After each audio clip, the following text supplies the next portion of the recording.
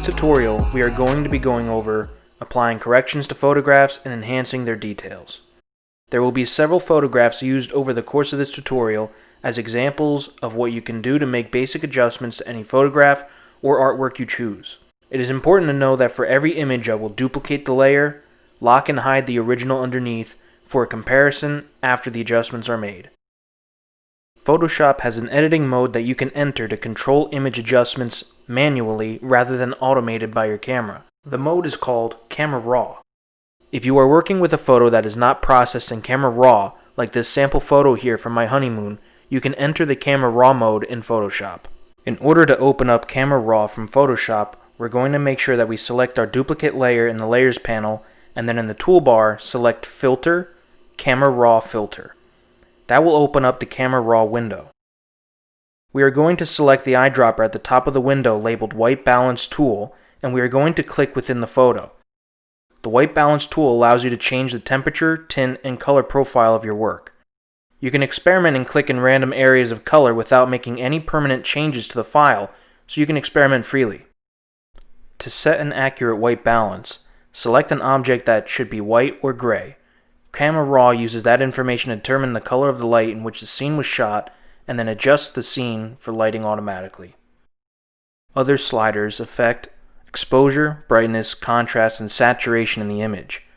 These sliders control the darkest darks, the lightest lights, depth, midtones, and more. It can seem overwhelming at first, but these options are very simple. We're going to hit OK at the bottom right hand corner to save our adjustments to the new layer, and I'm going to toggle the layer visibility so we can see the changes from the original. Wow. Moving on to the next example, I'm going to repeat my steps by entering the Layers panel, duplicating the layer, locking and hiding the original. In this photograph example, what I would like to do is eliminate the fishing pole at the bottom as I feel it detracts from the rest of the work. Unfortunately, I cannot use the eraser tool as there is no information behind the fishing pole to replace the pixels I erase. However, what I can do is replace the current pixels with similar pixels surrounding that area.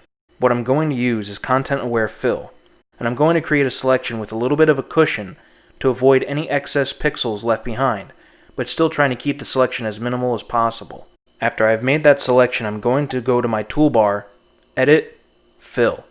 A dialog box pops up and gives me options. I want to make sure I have Content Aware selected, as that is what I'm going to rely on to replace the pixels I have selected. When I hit OK, Photoshop will replace the fishing pole pixels with the content surrounding it. As you can see, it disappears. Wow. This is an easy adjustment to make when a majority of the surroundings are the same.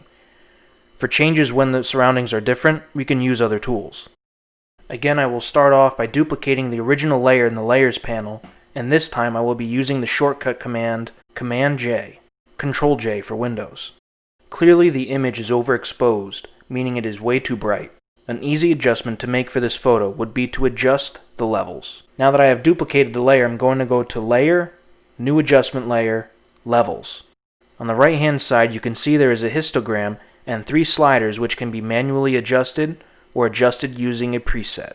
We are going to adjust this manually, and we are going to slide the 3 sliders which are black, gray, and white. If you slide any one of these sliders, the image will change drastically by either darkening, highlighting, and or boost, diminish the midtones.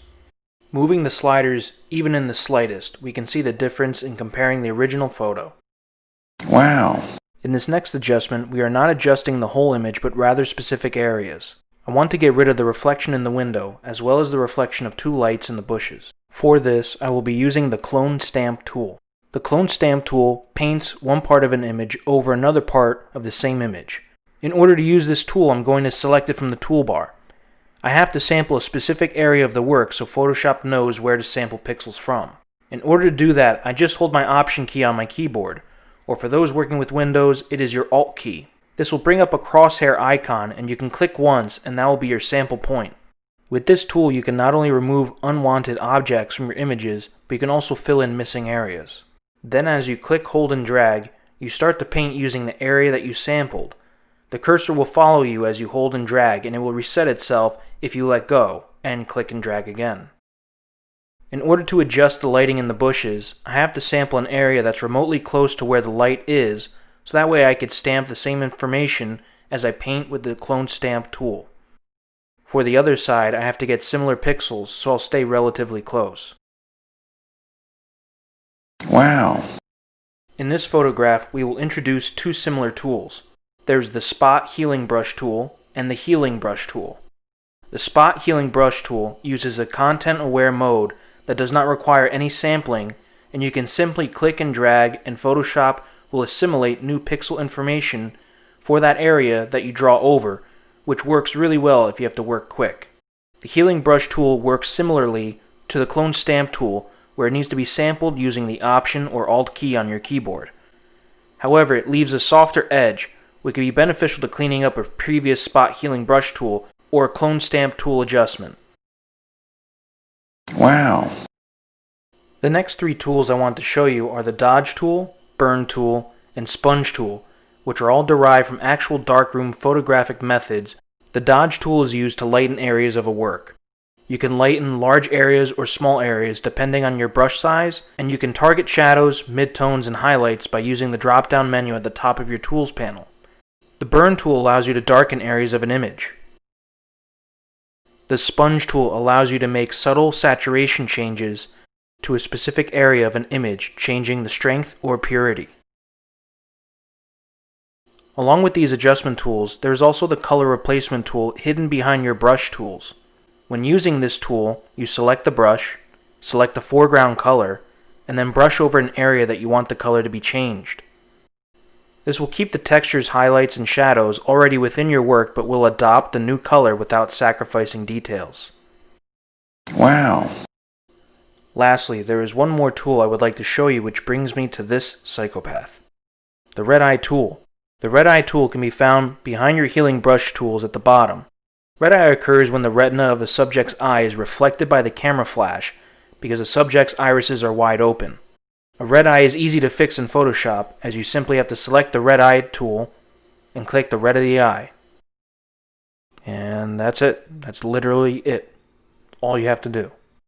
What I have described to you in this video is a small aspect of what you can do to alter a photograph, and these are probably some of the most basic adjustments there are, and some of the most common ones you will use. I hope you found this tutorial beneficial and that you learned something. Thank you for watching, and I'll see you in the next video.